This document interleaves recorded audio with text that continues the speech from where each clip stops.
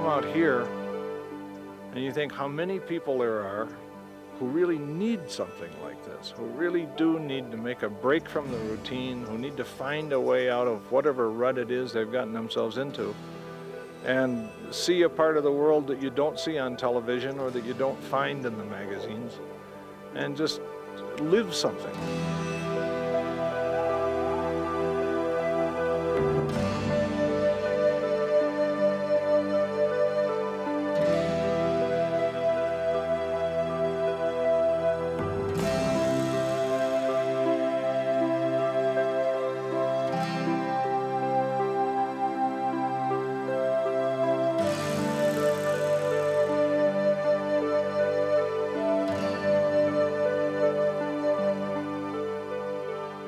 To the geologist, the Great Divide is nature's treatise on the formation of the Earth.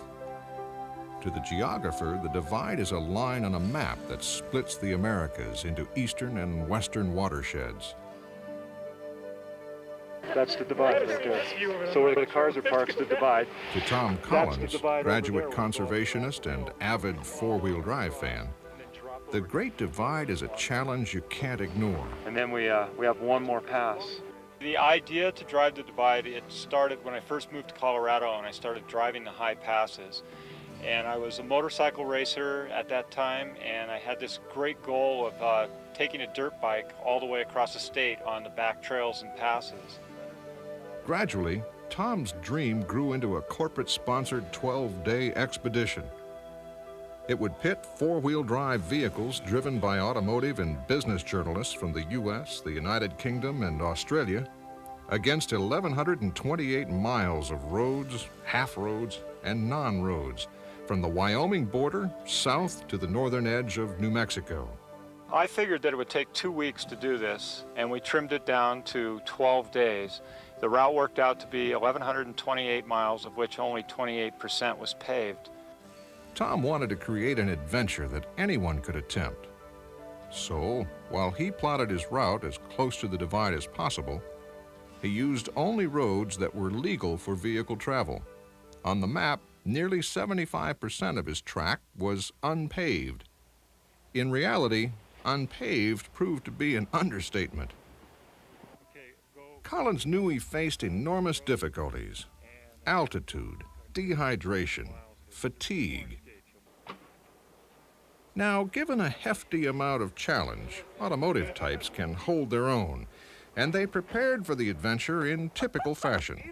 I've been running the stadium stairs at Bloomfield Hills Andover High School in Michigan, up and down for 20 minutes. Well, actually, I stayed up pretty late every night trying to get all my work done. Gotten used to the idea that I'm not going to be able to breathe real well. And along with the challenge of the divide itself, some had extra goals to accomplish along the way. So I'm looking for some old memories and even my great-grandmother's grave.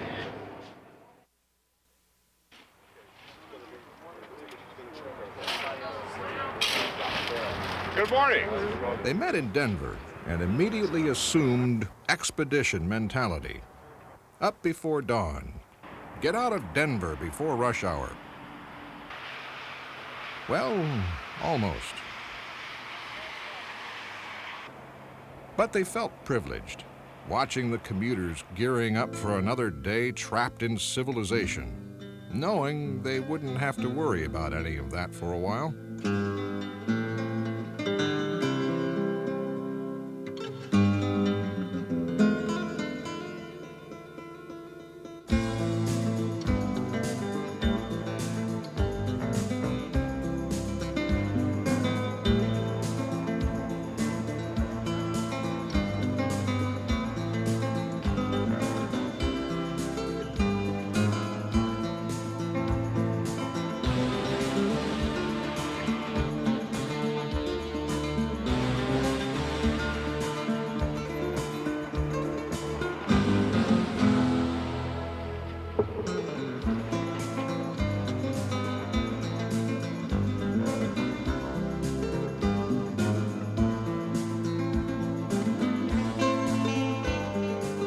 Suddenly, at Hans Peak, the divide's existence came to life in spectacular fashion.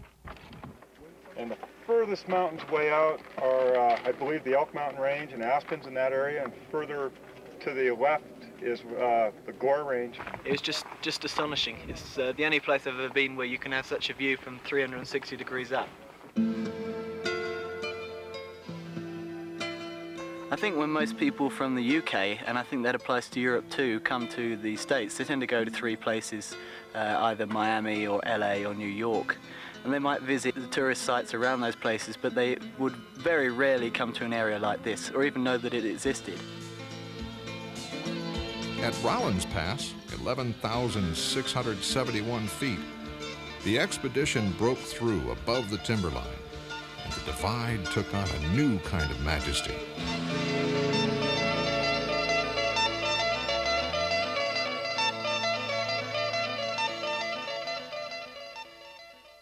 Then the convoy entered Colorado's fabled mining country, rich in the turbulent history and crowded with the ghosts of those who had come and gone.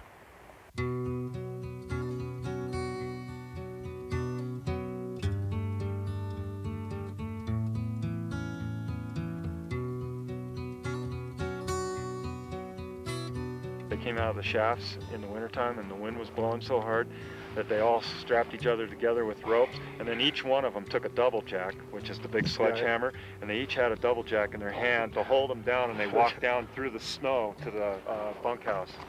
What a life, huh?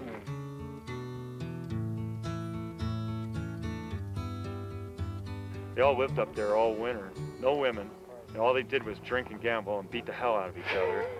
And supposedly 2 of the mine foremen were real bad bullies, and these guys didn't like it. They took them out and lynched them. Took them out of bed and lynched them. So you didn't mess with these guys.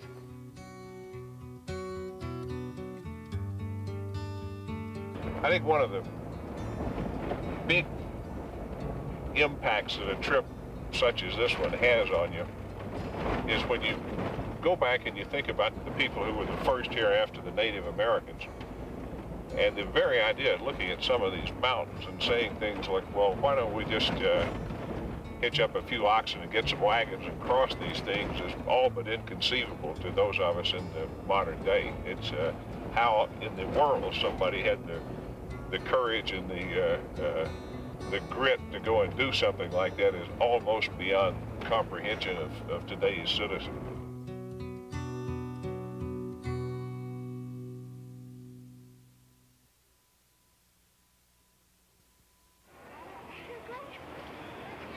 Today, gold is still mined here, tourist gold. Somehow it's not the same. Come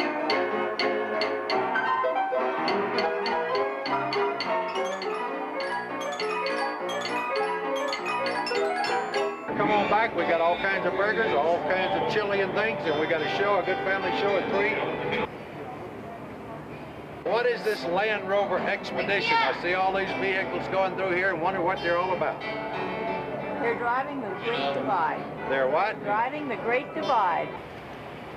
I see. Folks, come right on in. We've got all kinds of things here. If you're hungry, The expedition's definition of tough going changed day by day. I really looked for a highlight each day, but the way it really worked out was Continental Divide unfolded so that there was a highlight each day. I looked for the toughest roads that I could find, and it just worked out to be perfect, and it was a natural flow. This stretch of perfection was just openers. Ahead was 12,000 feet of obstacle, Red Cone Peak.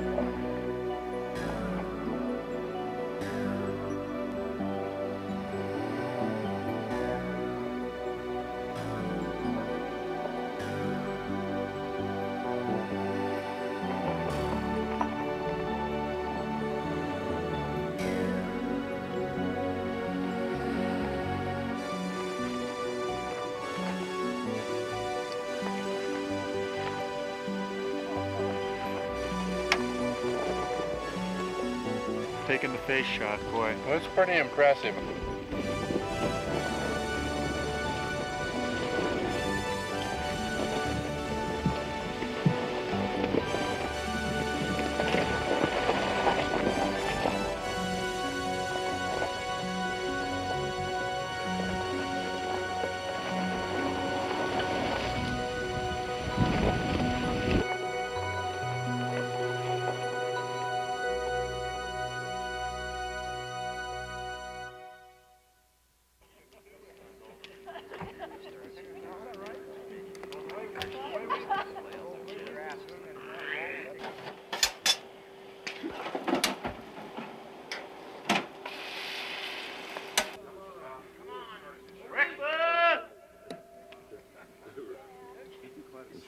To stay on schedule, the expedition drove long hours.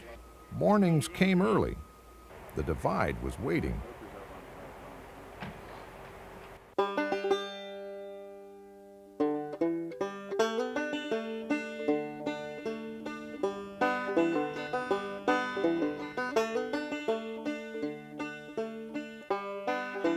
In 1860, miners called Mosquito Pass the Highway of Frozen Death. Its summit is over 13,000 feet, making it the highest through road in North America.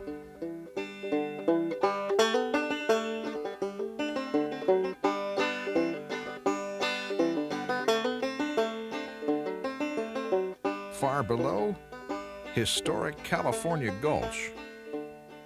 This is the basic area where the gold rush in the Leadville area began in the 1860s. This is California Gulch coming down here, and just about a mile down the road is the site of Oro City, where people from Fairplay and Buckskin Joe over Mosquito Pass came over, and they found placers that were fairly rich in gold. Leadville was considered the wildest town in all of Colorado, and possibly the wildest town at that time in the whole United States. And this all continued until 1893. The government stopped buying silver and the whole economy fell apart. Within a matter of days, 250,000 miners were out of work.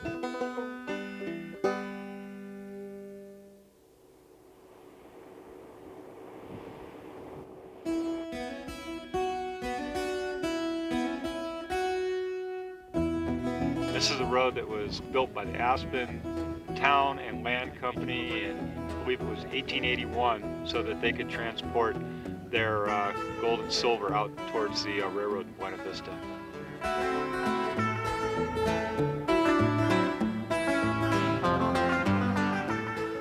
On some of the more difficult sections, an extra set of eyes was welcome.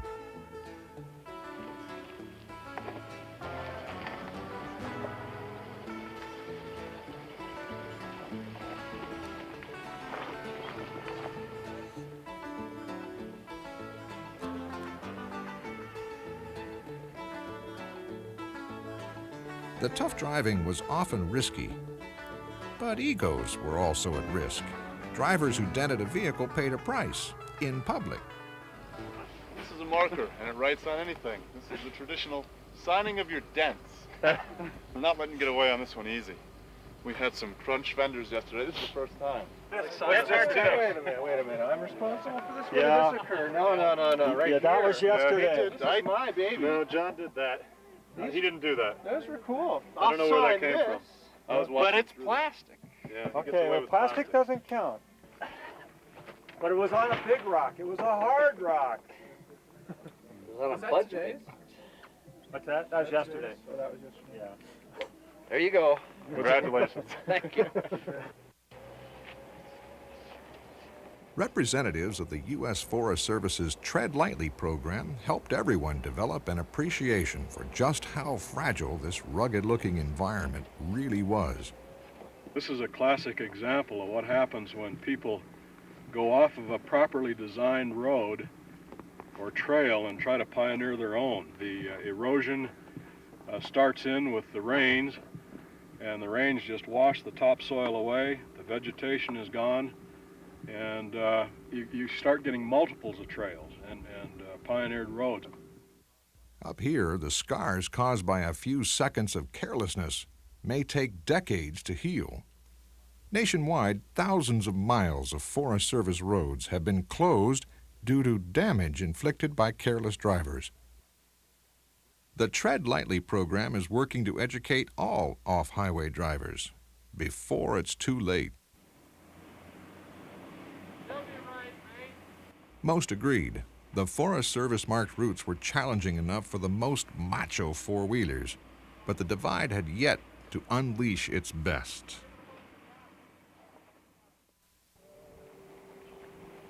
Near the town of Tin Cup, the expedition paused at a mountain cemetery so that one of the members of the expedition, journalist Denise McCluggage, could visit the grave of her great-grandmother. Abby Weston. Daddy used to come up here, I guess, when he was like 7 years old. That must have been 1897, 98, something like that. And come over St. Elmo Pass drawn by horses. If the horse got loose, you know, we would hold the great team, and if one started slipping over the side, they just cut it loose and let it go, otherwise it'd pull the wagons over. I don't know whether he was telling the truth or not, but we were wide-eyed. For safety, navigation, and conversation, the convoy was linked by radio. In case of trouble, a support vehicle, a Land Rover 110, brought up the rear.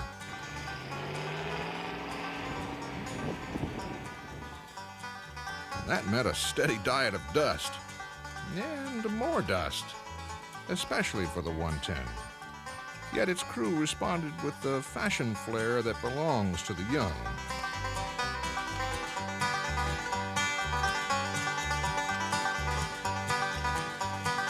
The expedition was built around the driving and the scenery, but the people made it special. Urban wild rice, fresh Olathe corn. Olathe, sweet corn. Olathe, Colorado. Olathe, Colorado. There was the 110 gang, John, the expedition's chief gopher, Jonathan, the driver, and Mark, the paramedic. 110! Caterpillar Annie, who never put her camera down. The mechanics, the cheerleaders, wandering minstrels, aerialists, and Gunner was everywhere. He had to be. He was the expedition's official photographer. His talents never ceased to amaze. No, wait, I can do this. I can't do this. But his most outstanding attribute was his environmental sensitivity. Well, it's time to go. Then there were the Australians, who just couldn't see how U.S. off-roading could stand up to its Australian counterpart. I'm hoping it's rougher than they say, because in Australia we've got a lot of very rough four-wheel drive conditions, and I'm hoping that we will be able to do some equally rough stuff in the U.S. So the rougher the better for us. And then he came to Tin Cup.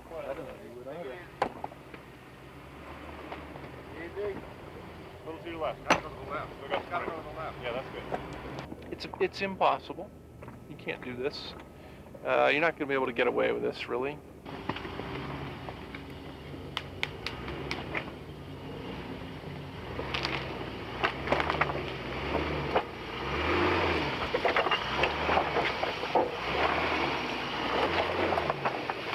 Now the other way. Come on. This is the hardest, most technical rock climbing we have on the whole trip.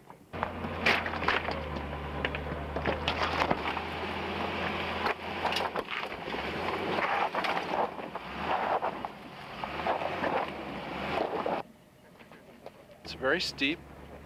It's very uneven. Careful, be careful. It's the other side that's losing traction.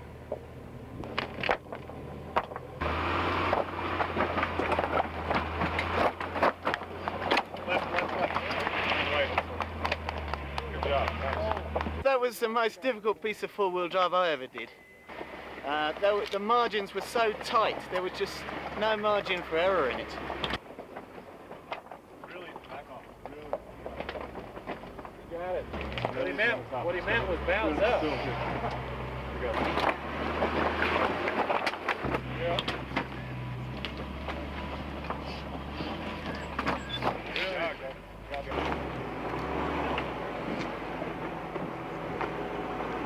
these things are doing extremely well, and I'm very impressed.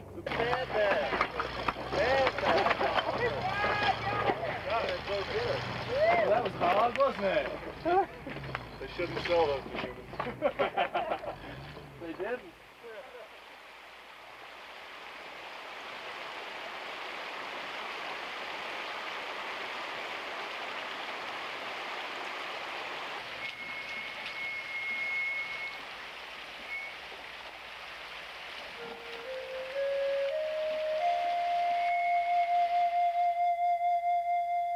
Today we're going to head to Lake City, and we're going to do it on back forest roads along Las Piñas Creek and over Engineer Pass, beyond Lake City and into Ouray.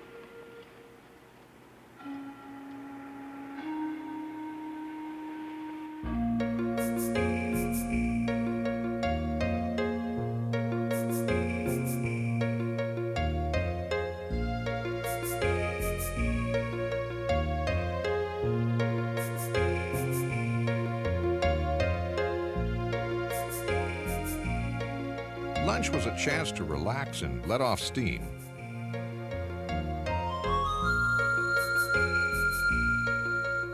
Everywhere lay opportunities for motor journalists to test their skills. Damn thing won't start. What do you think of this ride so far? No, it's been a bit rough on the vehicle, but we're holding up okay. All right. No stick at all. Ready, left. Oh, yes! Whoa! Inside. Inside. Ball two. If I just come in with that big high hard one, Two buddy. now. Nobody on. Nobody Ball on. ain't gonna last All much right. farther. Big wet one. All right, the Nobody big off, wet we've one, got- buddy. Give him the big wet one. Yes, bitch! Oh, what a drive! Okay, who's got a wet one? I tell you, I've been working on this team for a long time, and when we brought him up from the Grapefruit League, I was never so certain.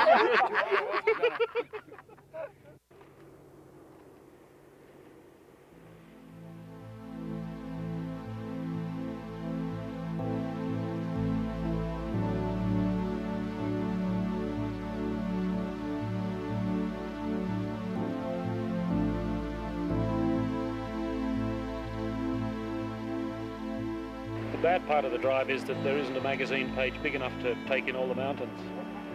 So we're just sitting here arguing about Connections magazine as to how we're going to have it fold out, fold out, fold out, fold out.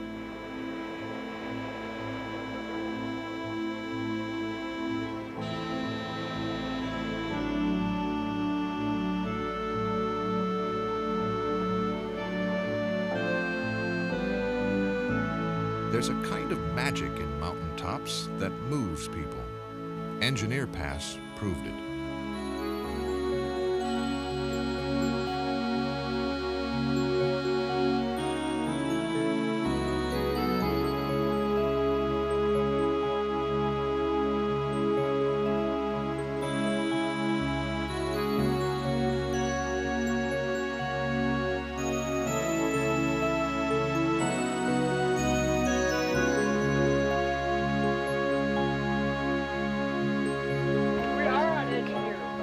And what is it? 13 to 18. You can't even act blasé with a view like this. It's just something else.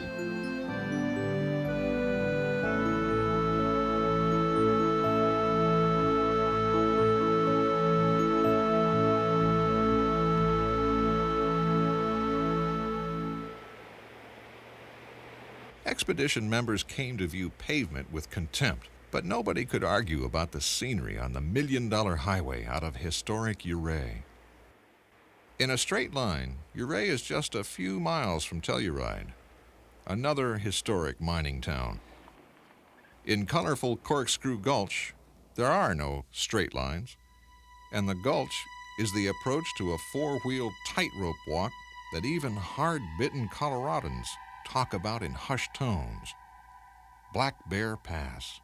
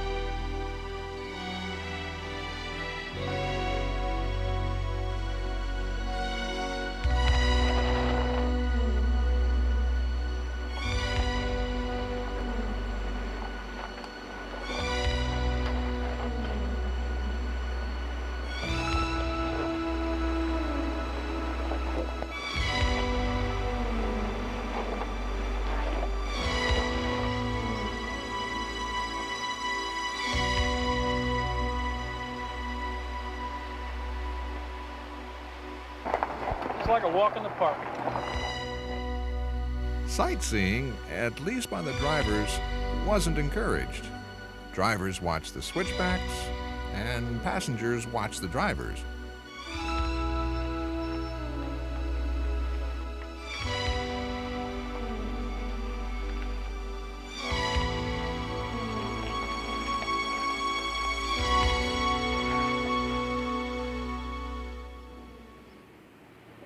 As the route progressed, everybody appreciated more and more what old Tom Collins had accomplished. And he got his reward, thanks to a mountain lake and a small wager.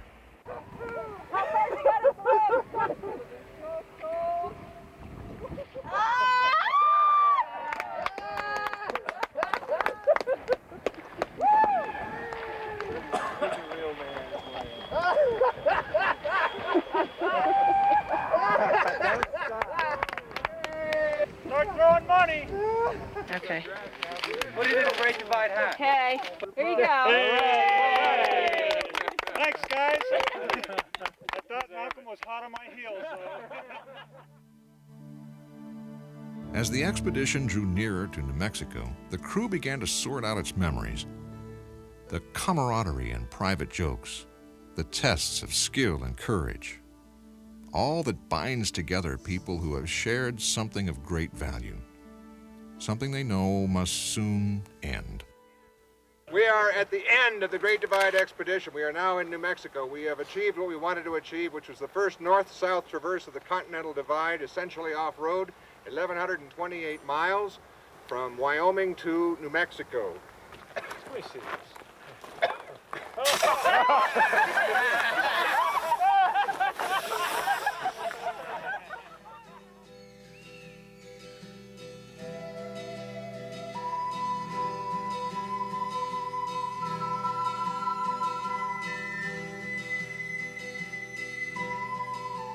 I never get tired of it because it's always wonderful. This is something that everybody ought to do, and unfortunately only a few will. But if somehow people could understand that it's available to them and it's perfectly possible for them to do it, it would enrich their lives.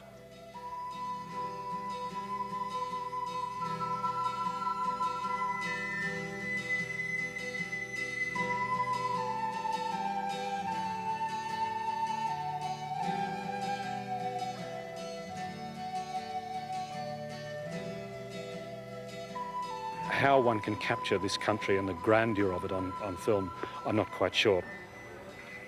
Adjectives don't really do it justice. I lay claim to arriving at one place a few days ago and saying there's no atheists here. This is God's own country.